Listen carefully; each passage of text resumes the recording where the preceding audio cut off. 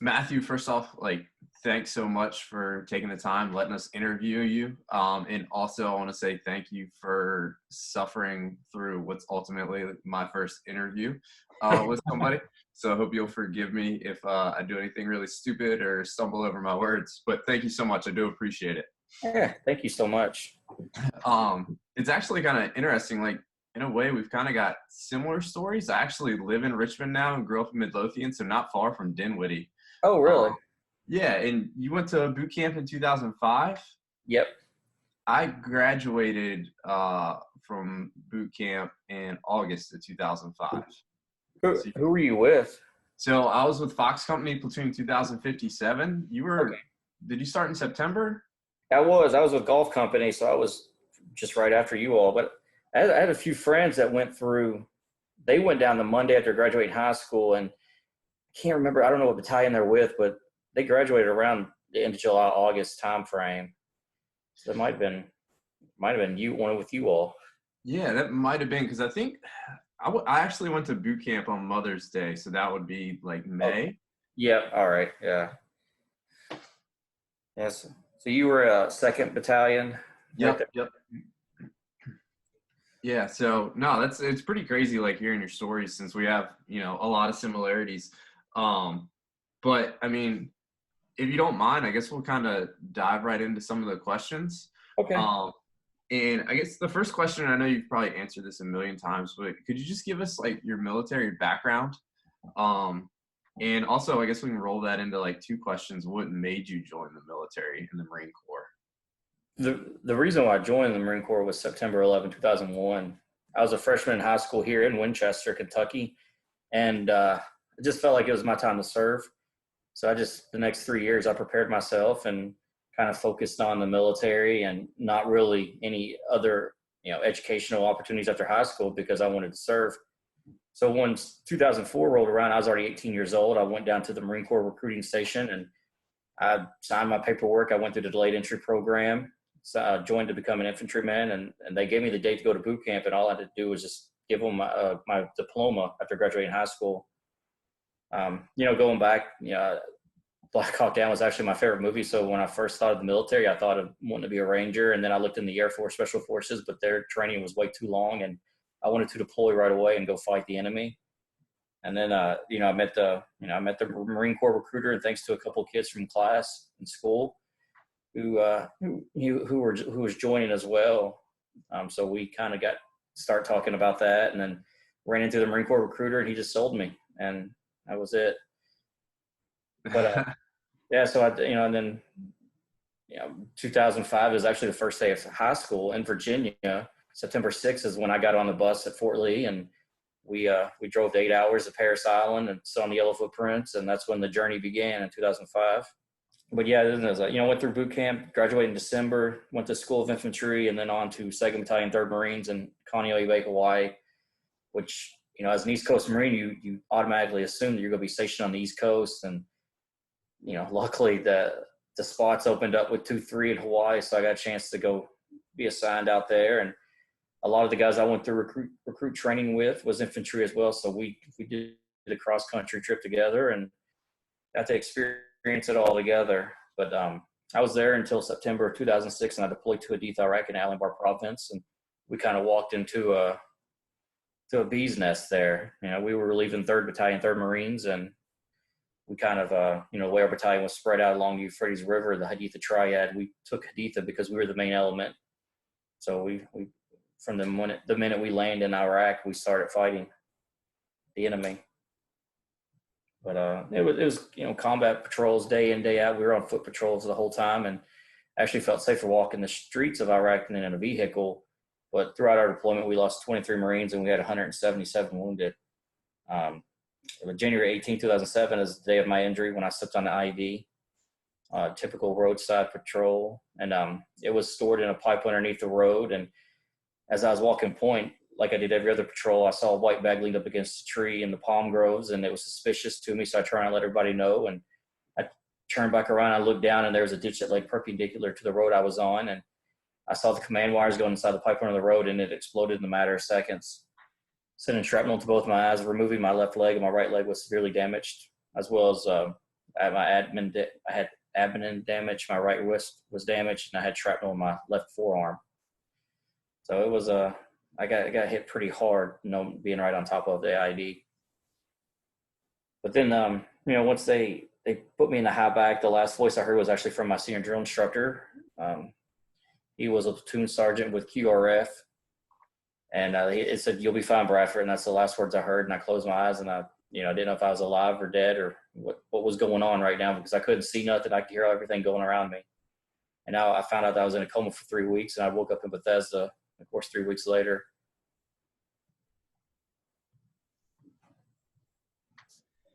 Man, that's just, it's like, it's just insane hearing that story. It's also crazy too, like your senior drill instructor, like, and this isn't, a question that we had necessarily for the interview. Was that like reassuring knowing that your guys and your senior drill instructor were like right there in that moment, in any way?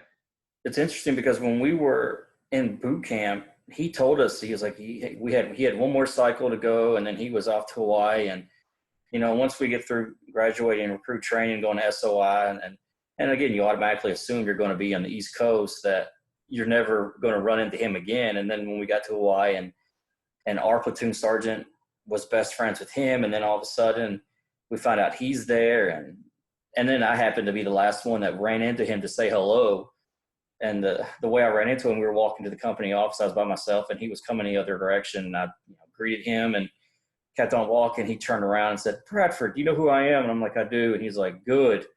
The whole drill instructor to recruit attitude there. But he turned into be a really good guy. I really like him a lot. And just the fact that I heard his voice after my injuries, I mean, it's just something that's stuck in my head for the last 13 years. And, whenever I'm going through any difficult days, struggles, or challenges, then that just plays in my head. So, he's been a big part of my rehab the last 13 years, and we still stay in touch today. Man, that's amazing. It really is. Like, I don't know what I'd do if I walked into my senior drill instructor coming down the street. I'm still a little bit of afraid of him after, 14 years now or something like that. It's pretty interesting too, because even when I was in Bethesda, I think I just got out of ICU, and the drill instructors from 2nd Battalion come up to visit the wounded Marines. And I had another drill instructor was there, and he was like, "Who are your drill instructors, Matt?" And I'm like, "Oh, there's this guy. And I was like, "Oh, well, here he is right over here." And it's like, "Oh, I can't do this right now. Just lost both my legs, my vision, got out of ICU. I can't handle drill instructors right now." But, he come back into the hospital room, and he sat there and talked. And it's interesting to know, 3 years of recruit after recruit, and they still remember your names and, stories. Yeah, that's really impressive. And I guess our next question, kind of Bethesda leads to that. I spent a little bit of time in Bethesda. I was injured in 2010 and spent a month there. I was actually injured by an IED in Afghanistan. Okay. So I know a little bit about like laying in those hospital beds and the nurses coming in at like the worst times of night, sticking you with needles and stuff. That's the truth. But I guess our next question, really in a way is kind of, moving forward, but, our article is kind of about like, through my experience, when I was injured, I guess everything kind of becomes about you, right? Your recovery, things like that. And then over the course of time, I personally developed a little bit of a selfish mentality, like it's about me. Mm-hmm. But then you start to realize like serving others is really like, it's why you join the military, or, why I joined the military in a way, and looking at that as like an avenue to help other people, and to grow after being injured or transitioning. And I was wondering, like, is there like, could you describe some of the low points, if any, that you hit like during your recovery? I know I certainly did. Mine was when I first woke up from ICU and to find out what my injuries was. It wasn't so much the vision loss; it was losing both my legs. I mean, something that you only hear about on TV, but you never expect it to happen to yourself. I figured, like, when my dad told me that I lost both my legs, I was just emotionally done. And then to find out that I was in the United States and my brothers and stuff still in Iraq fighting the enemy, I knew the risk of deploying and going into a hostile area and what infantry guys do. but I never thought the middle, you know, being wounded. You know, I understand that I could possibly be getting killed, and then it's possibly me coming home with my brothers, but never in the middle. And as a 20-year-old, because I was so young in my life, I finally feel like I found something I was good at, and I was enjoying my time as a Marine, and here I am just detoured, like on a whole different route. I don't know anybody that's here. My family's back around, and it's like, I'm, like you said, selfish. So it's like, I'm got to do this myself. But I didn't trust anybody where I could like sit down and listen to them. These people are trying to help me out. I wanted to do it on my own. I was angry. I was mad. I was, you know, I did have the guilt. I didn't want to survive. I didn't eat food. So I was really, really weak. And I just wanted to lay there in my hospital bed and give up. And I, you know, for the first few weeks after I, you know, got out of ICU, that's how I felt. And then, you know, I started coming around because it was the corpsmen and the nurses and even the Marine Corps detachment there at Bethesda. They would continue coming in my room day in and day out, and they would push me and they would challenge me, and they would also sit down and talk with me, and not about my injuries and about my service, but just about life. And it helped me realize that there is life outside those hospital doors. And, you know, being a 20-year-old, I could still do this. I could still live my life to the fullest, even with no legs or no vision. I might do it differently, but I'll do it. And it's so funny because the first meal that I ate that wasn't in a feeding tube was a brownie and a glass of milk that my corpsman brought in. And she's like, eat this. And she didn't, I probably told her no a few times, and she's like, no, eat it. And then I ate it. And the next morning I woke up and like something just flipped on. And I started becoming more optimistic, and I started talking a little bit more, and, you know, I slowly started, of course, eating more. But then, like, you know, I realized that it's just like, okay, I could do this. And so, you know, and once I got my mind straight, my mentality got better. Then I started getting off pain meds, and I started like strengthening up, putting more muscle on my body. And before I knew it, I was out of Bethesda, moving on to Richmond, Virginia at the VA, you know, moving to PT, occupational therapy, and, you know, gaining, again, more weight. And, you know, I was still struggling, and I was still trying to find out what I wanted to do with my life, my purpose and mission. But I kept bettering myself before I can go out and better others. And, you know, I created these goals in my head when I first, you know, started getting my mind straight in Bethesda. And, you know, the more broader goals was I wanted to stay in the Marines because I wanted to help out other severely wounded service members. But then I realized that these smaller goals is going to ultimately lead to the big goal. So I had to get from the hospital bed to the wheelchair outside that hospital door. I'm going to learn to stand up on my prosthetics for the first time and figure out how to walk. And then once I figured that out, then I'm going to have to go to the blind school and figure out how to do this, learn how to do all this stuff with no vision. And I did that. I started, you know, 5 months after I got hurt, I stood up on my prosthetics for the first time. And then I moved on to the blind school the next year. I was there for 6 months. I learned everything I could, from Braille to independent mobility to emails to just living on my own with a, you know, vision loss. And then, you know, throughout it all, like just having a positive attitude and understanding that no matter what's in front of me, I can overcome it. I just got to keep putting one foot forward. And so I just kept pushing forward the positive attitude. You know, I had great people who provided me so much wisdom along the way, and it helped push me on. And, you know, I think about my time in the Marine Corps and how much what I learned as a Marine Corps infantryman helped me through my rehab to, you know, adapt and overcome, lead by example, attitude is everything, never quit. All these things together helped me get through, you know, basically half my body missing. I can't see no more for the rest of my life. And these things that I'm probably never going to get back. But I just got to learn to listen to those who's been there, figure out ways to overcome, and be a Marine. And that's the one thing everybody's taught me along, like, or they reiterated from the day one that I'm a Marine. And last I checked, Marines don't quit. So that's it gone from like, you know, okay, I got to better myself. I got to do what I need to do before I can go help others. And that was my focus. One of my physical therapists actually told me this, and these two stories, like I still talk about today when I give speeches. And one of them was, you know, I'd wake up from the Fisher House, I'd get dressed, I'd get my wheelchair, I'd go to therapy, I'd put my legs on, and I'd walk out at the gym. And he stopped me one day and said, Matt, you don't see this, but every day that you come to therapy with a positive attitude, a smile on your face, you come in, you put your legs on, you get up and walk out, there's guys over there laying on the ground with no legs who are still trying to figure out their purpose and mission in life and how this is going to work for them. But then they see you, a blind guy with no legs, getting up, walking, you know, and with a positive attitude, and you just keep pushing on, you know, because these people are watching you. And that really hit home. And then later on, as I'm learning how to walk, I was tripping over my own legs, going from the left wall to the right wall. And I didn't want to fall, but I was getting frustrated. I couldn't walk in a straight line. And he stopped me and said, Matt, whatever you do, just keep walking. Just keep putting one foot in front of the next, and I won't let you fall. And it kind of gave me the confidence knowing that he's got my back no matter what, that he's going to be there when I need him the most. And then I realized later on in life, like, each step that I take is a step into something new. It's a new challenge.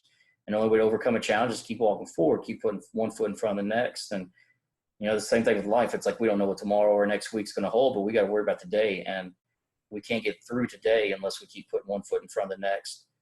And it's just those little things, those little phrases along the way that I've kept in my mind. And, you know, I'm out doing a Spartan race or a marathon or something challenging. And when I feel like I'm weaker, you know, I can't push on or fight. I just, these words just play in my mind.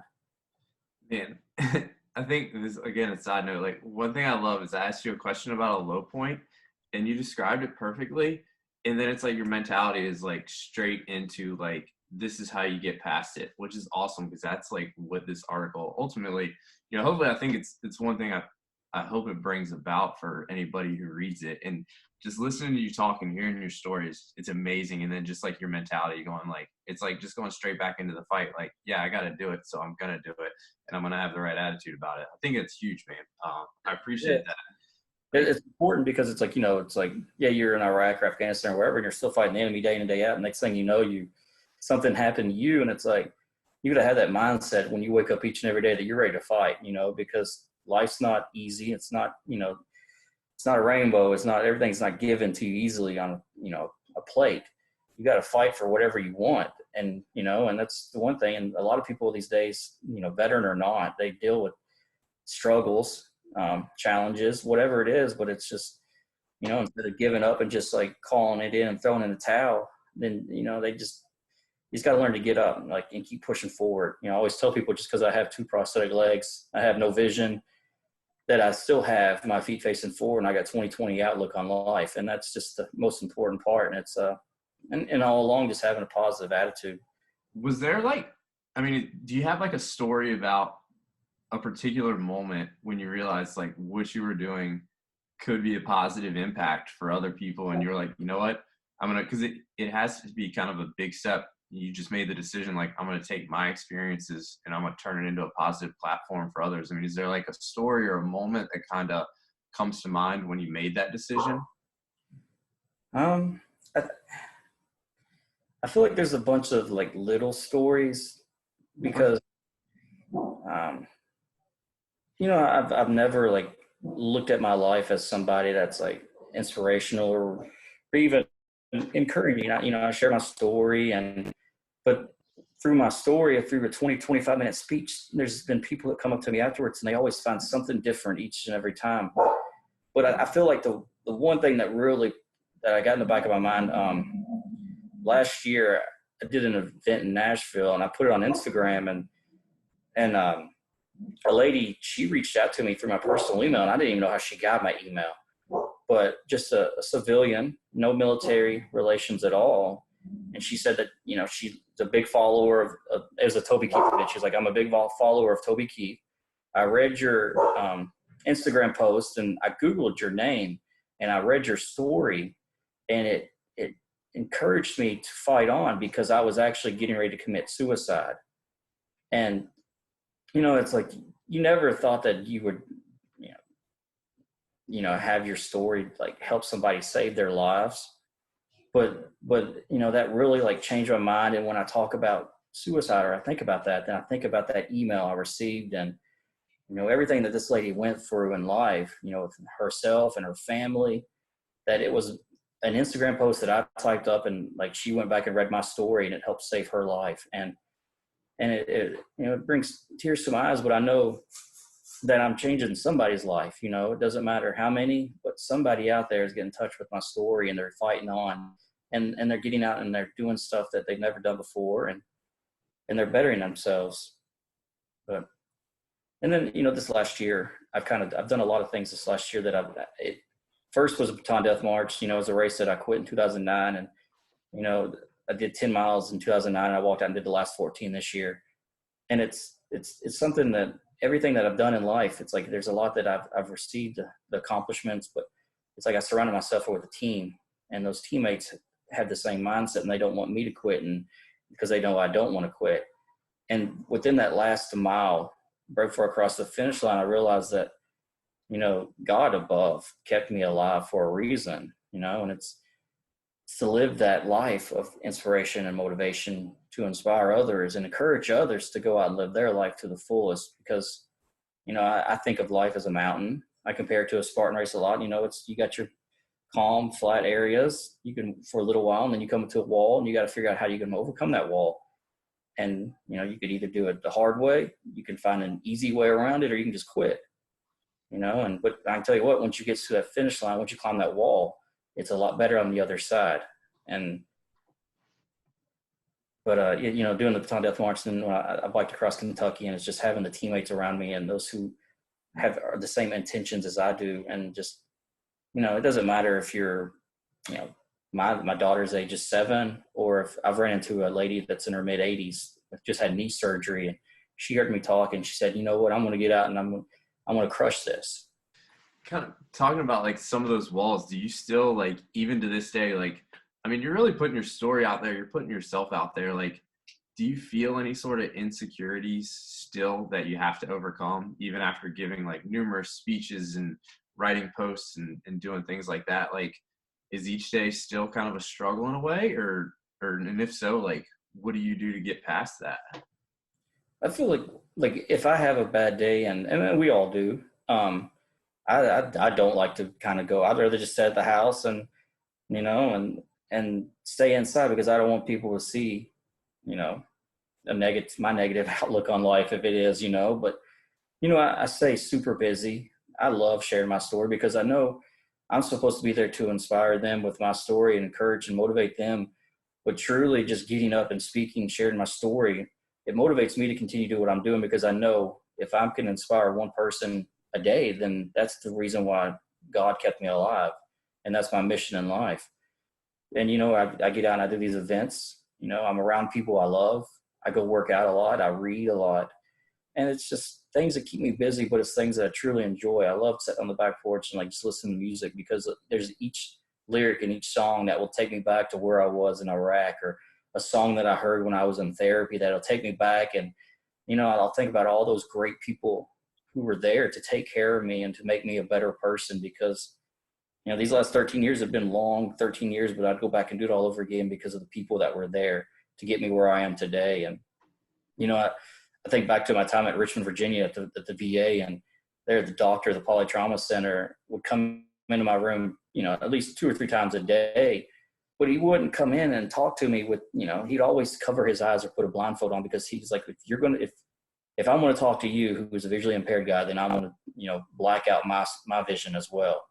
And for me, going through this stuff, 3-4 months after being severely injured, really meant a lot to me that he was going to do that.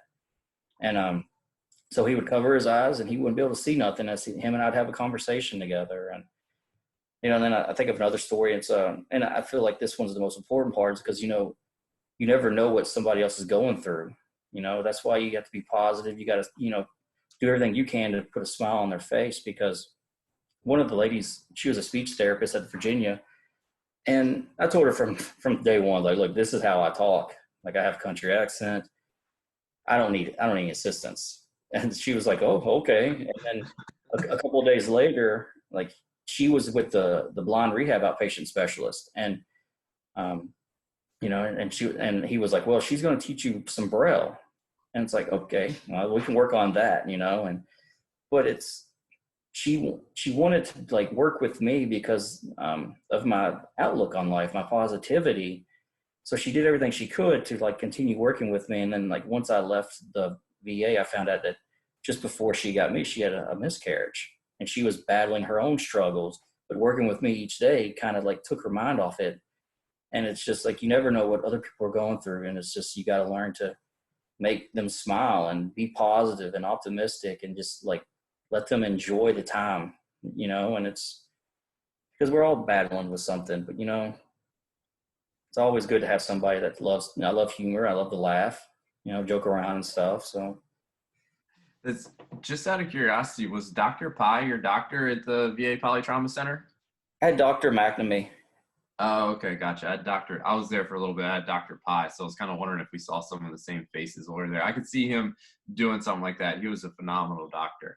Yeah. And then, there's some guys there, JT McGee. He was a kinesiotherapist. Oh, big, tall, bald dude. Yep. Has his own band. What's that? He has his own band. Yeah. Yeah. My bad, man. Yeah, I had him. He used to punish me, man. He was awesome though. Yeah, I think it was my last day there. He invited us out to hear his band play. And that meant a lot right there. It's like, we've been working, our butt off for the last 2 months, and there he is inviting us out to go listen to his band play. And then, yeah, it was an experience. It's just, there's so many people I could talk about, just little stories. And I mean, they all helped out in some way. Yeah, they were. I'll be honest, when they said I was getting sent to the VA, I was like, the VA, that's for old people. How are they going to help me? Exactly. Yeah. But when I first got hurt, like especially when I got to Richmond, Virginia, I was like 45 minutes from Dinwiddie, where I had a lot of friends, and I knew they'd visit me and stuff. And I was I was afraid. I didn't want them to see me in this condition. I didn't even want to go to my dad's house because, what are they going to say? I got no legs. I don't have a vision. I don't want somebody to like baby me and take care of me. And it's it was interesting to be that close to home, and like just afraid to be there, kind of. But how'd you get past that? I mean, did people just come see you, or one day were you like, you know what, I want to go home? Or like, I totally understand what you're saying. I'm wondering like what you did ultimately to get through it. because I know when I was at the VA there, like even in my wheelchair, I'd roll around. Like I had my poncho on, and I'd always put it on my lap, think that nobody could see that I didn't have any legs, even though, I mean, all you do is look at my feet, their feet's not there. But, once I got to San Antonio and I got into therapy, and I saw how the others acted, and I saw how the leadership, the therapists, how they acted, that I realized then it's like, if I can't learn to make fun of myself first, then I'm not going to survive in this at all, and again, just understanding, the older I got and the more mature I got, even at that time, that the legs aren't growing back, my vision's not getting any better, that this is my life. This is a life I'm going to have to enjoy. So I'm going to suck it up, because I'm not going to be somebody that's going to like sit on the couch and depressed and upset all day long thinking, I knew what happened to me. And once I realized that, you just got to learn to laugh a little bit. And I mean, it'd go to the point where I'd walk into therapy and I would make fun of somebody for being short, and I'd get tackled on the mat, or I'd walk in and they're throwing balls at me because I'm blind, and it's just like, you got to learn to like, take it and give it back to them. You can't just, cry about it. And so, but it's just, I think even now, like even I've a lot of the friends we hang out with and stuff, they know my personality and my attitude, and they know that I like to joke about things. And, going back to college, it definitely catches kids off guard, when you mention something about your legs, or, you're having phantom pains and your foot itches, you could feel the awkwardness in the room, but it's like, who cares what they, it's funny to me. And a lot of times, that's the one thing with being blind. It's like, I just sit back there and I just think about stories, and I'll just like be laughing because it cracks me up. Is that like that humor you get? I feel like afterwards, like my buddy Rob, when he wants to mess with people, and this was back when we were slightly less mature, I guess you'd say, but we'd be at like a baseball game, and he'd take one of his legs off and he'd start doing like the Indian chop with it at like an Orioles game. Yeah. Just people would look at him, but like he was having fun, we were having fun. I mean, like you said, you got to learn to laugh about it. Exactly. I'll go speak to like kids, or a group of kids will walk up, and I'll take my left leg and I'll flip it around and 360, and they're like, oh my gosh. And it's like, I'll show them my prosthetic eye, because I don't have it in now, but I used to have, my left eye's a prosthetic eye, and I'd have designs. When they told me in Bethesda, when I first got hurt, if it looks good when they minimize it, they can put it on a prosthetic eye. And I'm like, sold. So I started getting everything from like the Marine Corps. I have been lauded with the crosshair on his forehead. And I always tell people I have a collection of eyes. It's like I'm like a female with her shoes, you know. It's like, what if I'm gonna wear a Marine Corps shirt, I'm gonna put a Marine Corps eye in today. And it's just but yeah, the kids, you know, and it breaks the ice a lot when you're like, flip your leg around. It's like, hey, can you put your shoe on this way, you know, or standing in the line and you like flip your leg around so your foot's backwards. And I've had a friend. He was severely burned down in San Antonio, and he had one of those prosthetic ears, and would get to the bar and stuff, and he'd have the prosthetic ear and just leave it on the bar and go to the bathroom, and you throw a prosthetic eye in a glass. It's just to see what the reaction would be. That's awesome. No, I love it. It kind of sounds almost like Mr. Potato Head, like take the ear off, set it on the bar, walk away. Yep. Roll my leg around, and it's yeah, definitely. It catches people off guard, but I mean, I think a lot of times, like most people around, they like see it. Once they hear the story, then they start laughing too, and they get it. Yeah, that's why I feel like when I speak, it's always, I feel like the speech is always better when it's around the people like veterans, Marines, those who understand, and like these stories, like they hear these stories from other guys, and it's like, oh yeah, to say this happened to him, yeah, this, and it's because you talk to some of these people, and it's just like cricket. They don't know what, should I laugh? Should I? What should I do right now? Should I get this guy help? It's like. Yeah, it's just kind of awkward because they're like, should I help him? Can I laugh at this? I'll feel bad if I laugh at this. And it's like, no, I'm never laughing. Go for it. Like Rob will just fall and he'll put his arms out, and it's basically like saying, I need help. And everybody looks and they're like in horror, and we're just like, he's fine. Leave him there. He'll be okay. Yeah, he'll get up. He's fine. Like I guess one thing, to reach that point, like it takes a while. Like say you knew of somebody who was, hadn't reached that point yet. Like they'd been injured, and you kind of get these like moments of isolation and stuff like that. Like, do you have any like one just like small tip, something actionable they could like do like right away that you were like, here's the first step, just do this. And it's just that first step towards reaching that point where you can get out and you can laugh and have fun. And basically just a step towards recovery, I guess you'd say. Yeah, I think, let's see. For me, like trying to find that purpose and responsibility in life, it was, to go back to, say recruit training or whatever, and focus my life on, still on like what I did in recruit training, organization, routine, and, actually doing something that I love, finding a hobby, and maybe just going to the gym or going for a walk around the block. I read a lot of books, and that stuff helps out a lot. I also have, my wife and kids, they help out a lot as well. And it's just, I think it's just finding something that you could do on your own to give you that responsibility and that purpose. It's like, yeah, I did that. I built this on my own, or I went to the gym and I, did this today. And I feel like you create, once you start bettering yourself, for me, I think getting off pain medications was crucial for me, because it's like I didn't want my life to be focused around when it's the next time I got to take medication. And I always tell people I'm going to like have pain, then I'm going to inflict pain to myself. So it's either going to be like I'm going to the gym and I'm going to hit it harder, I'm going to do a Spartan race and kill myself. But I just feel like like reaching out and giving somebody a call. Veteran suicide, and it's very it's real today. The statistics are real. For a combat veteran who was severely injured, I mean, you're automatically like, okay, he lost a leg or he don't have no vision, then he's more than likely going to commit suicide sooner or later, because he's going to get drunk and he's going to take some medication or whatever. It's like my biggest thing was to prove those people wrong. It's like, no, that's not who I am as a person, and I'm not going to be that, and I've surrounded myself with great people that if I'm struggling one day, then I could give them a call, or I could go and, talk to my wife, or I can talk to my daughter. And it's just, I think back to my Marine Corps. I think back to the day of my injuries, and I realized then that, I think each morning when I wake up, I always pray that I'm going to open my eyes and see my wife and my family. And I don't open my eyes and see darkness, and I continue on with my day, and I put my legs on, so I'm constantly reminded of that day.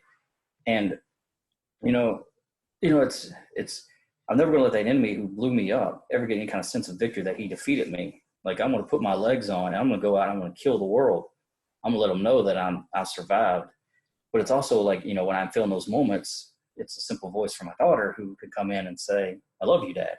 That's like, okay, I'm never going to let them have a day of their life without their father or their husband. And I feel like that motivates me every day to do, go above and beyond, what I can normally do the day before. I probably just went down so many different roads. No, it's man. And I'm going to be honest with you, man, in a way, like, listening to you talk is it's therapeutic for me in a way too, because, having similar stories and knowing about struggles and stuff like that. And then just hearing like, really like how simple it is to move past stuff and just basically like get back to the basics, like use what you learned in boot camp. Then like, I think for me personally, like the purpose thing is like huge, because I just never associate like anything. And now I'm single, I don't have a wife, kids, things like that. But I'm like, man, nothing compares to being a Marine on patrol, just like in a kinetic environment. Like, we're doing what we're supposed to do. Do you think that like what you're doing now is huge and it's so important, but personally, is it as fulfilling as being that grunt on point in Haditha, just knowing like I'm the first one, if everybody behind me is relying on me and I got this? Like, is there the same sense of fulfillment? I think in two different, like, I think differently. Like, I would go back and do that all over again. Like, I miss that lifestyle so much. I felt like, for somebody that was trying to find out early on, like, what his purpose in life was, and I found the Marines, and, like I mentioned, this is something that I was really good at, and I enjoyed every minute of it. And then, this happened to me, and it had to be redirected. And I feel like each day and each person that I come to contact with, that I want to make sure that I impact them in some capacity, because again, we don't know what they're going through. And I want to make sure that the minute they turn around and walk away from me or having a conversation with me, that I'm going to leave a smile on their face. We do, I got a shirt that's called Just Walk. And it's what I mentioned earlier about just putting one foot in front of the next and walking forward, no matter what the obstacle is. We do Just Walk 5Ks around the area here. And I mean, we put it out on Facebook or social media and see how many people are interested to come walk with us. Just for the 5K, it's nothing big. It's 3 miles, but just to give you that fellowship and that guidance, direction, people you might not know, but you're interacting with new people. And, for those 3 miles, you could share your story, and you could just, you could hear their story, and it gets them out from their couch on a Saturday morning to come do a 5K, and that could only lead to something more. It's like, oh, you always hear the stories like, oh, well, maybe this is something I've always wanted to do, but they just had no motivation to go do it. And now they got a motivation. They got the first one out of line, because everything in life is all mental. It's like, physically you can do it, but if you believe you can't do it within the years, then you're not going to do it. You're just going to like, oh, I'll do it next time. And it's just like, I love when people tell me, it's like, oh, I'll do it next time. It's like, no, let's go do it now. And people, they have a hard time telling me no. So, but I just feel like, I feel like it's helping out more now, because it's different crowds. It's not just veterans. It's not just the severely wounded. It's civilians, and hearing their struggles and helping them overcome. Like, because, I don't have the answer for everything, but 13 years of, hospital to hospital to moment, and this happened to me. It's like, I could find some kind of like relation to it at somewhat, and if not, then I know who I could contact friends that could help them out as well. And that's the whole important part, is just being a team. And, we raised our right hand to serve this country. And even though that we took the uniform off, as a Marine, we're forever going to be a Marine. And that's when I stepped away from the Marine Corps in 2012, that's what I realized, that I could share and inspire others, and I don't need to be in uniform, because the title of United States Marine is going to the grave with me. But we still raise our right hand to serve. You know, we're not serving in uniform, or we're not being deployed, but we can serve those around us with stories, with inspiration and motivation, encouragement, because we all need a little encouragement every now and then. I need it. You need it. We all need it. It's just, we need to, you know, I want to make sure that I'm going to be impactful and going to teach somebody, put a smile on somebody's face. Man, it's amazing. And I don't know, it's tough to follow that up with this question, but like really the last question I have for you, is, does continuing to serve like bring you a degree of closure after being injured? And kind of, you know, what you is that one of your daughters? That's okay. How's she doing? She's good. Sounds, have a good day? Yeah. Yep. All right. Good day. Sorry. No, that's awesome. But, you know, moving on to another segment in your life, just helping other people now, does that kind of bring closure of, you know, to the fact that what you wanted to do before was ultimately cut short?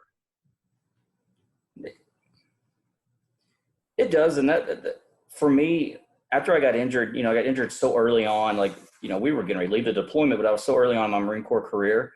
You know, one of the goals that I had was re-enlisted in the Marine Corps. And April 7, 2010, I re-enlisted. I was the first blind double MPT in the Marine Corps to do that. And then I got assigned to Wounded Warrior Battalion, East Camp Lejeune, North Carolina. But in 2012, I had the opportunity to call it quits on my own. And I wasn't forced out medically. You know, my role was to help out other severely wounded, you know, Marines, which is from day one, that's what I wanted to do. And I went on a closure trip in 2011 with Operation Proper Exit back to Iraq, to the spot of my injury. And I learned a lot about my time as a Marine. I joined the Marine Corps to deploy. I can't deploy no more. I can still serve in uniform, but I can also serve outside of uniform. Just as I mentioned earlier, you're always a Marine.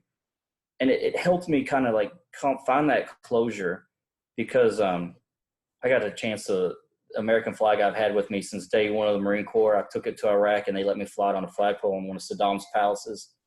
And a very calm day, as the flagpole reached the top of the flagpole, it got, you know, you could just hear it whipping in the wind. And as I stood underneath it saluting it, I just like closed my eyes and just thought, I was like, you know, this is it. What's next, you know, for me? And what was next is I was starting school. I was getting ready to propose to my then girlfriend, now wife. And we were starting a family. And the active duty Marine Corps side, that chapter was closing.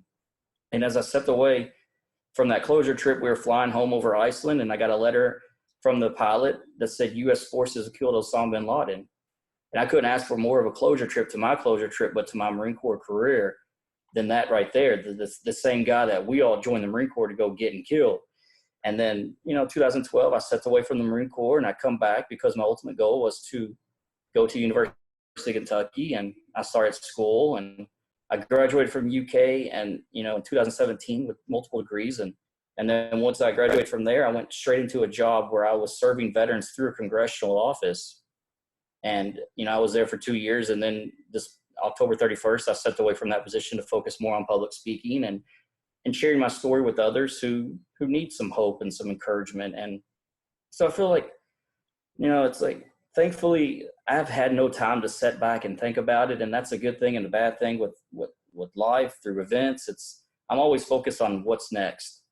And, but, you know, and I feel like that's the struggle for a lot of people, is they don't know what's next after the military. So they're more worried, you know, they just kind of sit there and they're like, what do I do? What do I do? And then, you know, they find alcohol or drugs, and, you know, a song comes on, and it just, you know, it takes them back, and they just sit there and they don't have that purpose. And, you know, thankfully I've fallen into the right position each and every time. And I don't know how I would react if I don't know what's next, but I'm feeling pretty comfortable right now because, you know, it's just the same thing, you know, my Marine Corps family, my brothers, my sisters, those who I've surrounded myself with, and just having like, not, you know, wisdom that's been given to me along these last 13 years, you know, my wife, my family, and just continue living my life. And it's, you know,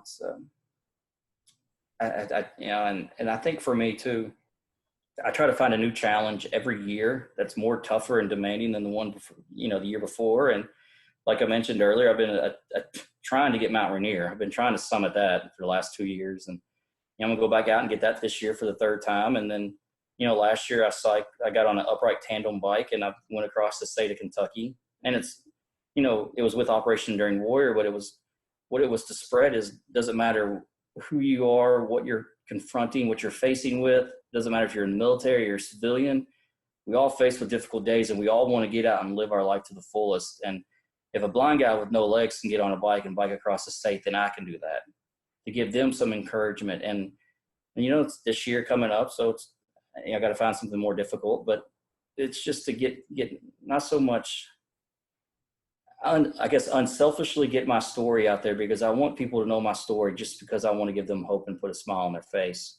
I mean, you just got so much awesome advice, and I love that it's just simple. And I think a lot of times, like, we overcomplicate stuff, and especially like after getting hurt or transitioning or something like that, it's like, what do I do next? Then you get all these pressures from the outside. Well, you should do this or you should do that or whatever. And it's just like you said, guys end up in a downward spiral. Like, I've been in plenty of bourbon-induced YouTube sessions, just sitting there thinking like, man, I wish this was like, 2010 and I was back doing what I wanted to do.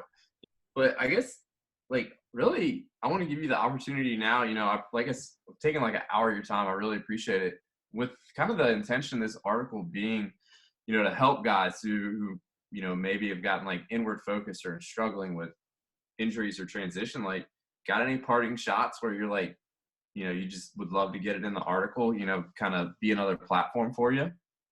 I think the one thing for me, it's like, there's no challenge too big to accomplish, and it's best for us all to strive for like bigger and greater things, because, we did serve in the military. And I think that, as our backstory, is the most important thing in the world. Remember what you learned in the military. Like, I remember going back, it's like, this is stupid. We're never going to do this again in life, but it's like, I get hurt and it's like, okay. And I'm thinking about, it's like, everything I learned in the military has helped out so much. And for me, being blind, being organized and having a routine, oh boy, that gets me through the day. It's like, knowing where everything is, that like, I'm like, when I brush my teeth, and my shower routine is the same thing every day. Body wash, shampoo, I get up, brush my teeth, and it's just the same thing over and over again, and it's just like being in the Marine Corps. It's just, you constantly, like, you're hitting these, you're constantly hitting these fields and these like training sessions, and you're doing it for a reason, but I just feel like, for a lot of people, just to realize, that you're still serving, and the one thing that I hold very dear to my heart is the two names that was across my chest when I wore that uniform, my last name and then the U.S. Marines. Because if I do something to go out and do something stupid now, what's the newspaper article going to be? It's like, oh, this combat severely wounded United States Marine, it's like, so it's not only me, it's just like having that on my back as well. It's like, I want to make sure that when I speak to somebody, when I go out and do something, that I'm not only making myself proud, my family proud, but as the Marine Corps, making them proud, making this country proud, and I'm very, and I love that, and I'm honored to have served, and I've served with some of the greatest guys and girls this world could ever offer. And, and I'm committed to making sure that, at the end of the day, that is like, I uphold everything that I learned as a Marine, and it's going to, it's got me through so far, and it's going to continue to get me through today. And, but yeah. I mean, I love it, man, because it's simple and it's stuff that people can do. And it just goes back to stuff a lot of these guys already know. It's just like kind of rewinding the clock and going with what works. Yeah, like you mentioned earlier about, guys going through a downward spiral. It's like a lot of times, like when you go through those downward spirals, it's those who, it's those friends that you think are friends, but once you go down that downward spiral, they're not there for you. They're basically there for you just because maybe you have drugs or you have alcohol or whatever, it's like, you need to find those people around you that are going to be there to tell you to stop, or tell you to, shut up, just go to sleep, or, you're going down the wrong path. You need to go down this path. It's like, I feel like having those friends and those brothers and sisters that are pointing you in the right direction, giving you guidance, is crucial because, a lot of us get thrown down the wrong, we go back home and we go hang out with our high school friends that got us in trouble that don't know anything about us. And here we are going down some, downward spiral. And I mean, that's a great point. And I think like one thing I've learned, I've still got a lot of friends from high school and stuff like that, but the ones that I gravitate to, especially like in times where it's, I'm having an issue or something, whatever it may be, it's Rob, Ronnie, Eric, Ben, like the guys that I deployed with, or like the only other people, as weird as it sounds, that I really talk to about anything, like Joe Stroman, who I just mentioned, retired Marine Corps, Steve Fogelman, retired Marine Corps. He did 2 tours in Vietnam, like the people that you can relate to. But like you said, they're also the ones that they're going to give you the best advice and they're not going to be scared to do it. It's like, no, you need to do this, like, or stop being lazy or get up or whatever, I tell you one thing you mentioned earlier about what, like, every now and then I go to the vet center here in town and combat veterans, but a majority of those combat veterans are Vietnam veterans. And like, I'll go in there and like, I'll listen to it. It's like a group therapy and I'll like, my 2 cents. And, it's like once the therapy session is over with, each one of those Vietnam veterans will walk up and like, how you've inspired me, keep doing what you're doing. It's like, dude, what you all had to go through and you all still like living your life and happy and, proud. And it's just like, believe me, y'all are motivating me. You guys are my heroes. And that's just, the Vietnam veterans and, the ones that never got a proper welcome home. But I feel like those guys are the most grateful and they're thankful too, because, and I think it's important. I think as a military family, we're all family. You might have older brothers, you might have younger brothers, but at the end of the day, you're still fighting and you're still serving each other. And we got to be there for each other because we're the only ones that understand it, and we're the only ones that can get us through whatever battles we're facing. Yeah, a lot of those guys, they've literally fought like the exact same battles, be it in theater or after they get home or after you get home. Yeah. Just talk about a world of advice. And everybody knows that they had a heck of a lot harder getting back than we did. Heck, I'm sure for them, that's probably going back to Vietnam was better than coming home. Yeah, seriously. Without a doubt. At least they knew who, for the most part, who the enemy was over there. Like, get home and not know what to expect. But yeah, no, it's just amazing. Like, when I talk with some of my Vietnam buddies, they're like, oh, you got injured. Like, it's impressive how you bounce back. I'm like, I have no clue what you're talking about. You were there long before me. Yeah, exactly. Like, we're just helping pave the road that you all built before us, And exactly. Yeah. That's really what it is. And like you said, you're up, you had 2 names on your chest. You got one that says your last name and also got one that says United States Marine on there. And a whole lot of dudes wore that. You got to honor them somehow. Yeah. And I think that's one thing I love about the Marine Corps. It's like so built on history, and it's just the people that wore the uniform way before us and the future of the Marine Corps. It's like, it's just history, and 200,000 Marines, each year still serving and wearing that uniform. And, it's just they're on, I keep going back to honor, courage, and commitment. I mean, that's basically what it is right there. Honored to wear it, courageous, and they're committed to it.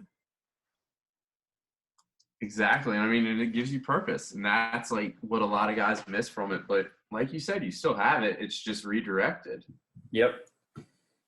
Although, it's not nearly as fun as, being deployed. But at the same time, like, you just got to learn to move towards something different, redirect it, and you can still help people. And that's what you're there for. I don't know, man. You got like, I listened to the Jocko podcast and I was like, this guy is awesome. Like, especially since we got a lot of commonalities. But no, I love your mentality. Like I said earlier, like when I asked you that question about a low point, you hit that low point and then I was like, bam, right into the good stuff, staying positive. I think like that's huge, man. I'm going to shoot you a text, but like also in the future, if there's ever anything I can do like to help you out or whatever, like I'd be happy to, man. Also, do you like fishing much? I know it's fish. I hunt. I'm an outdoorsman.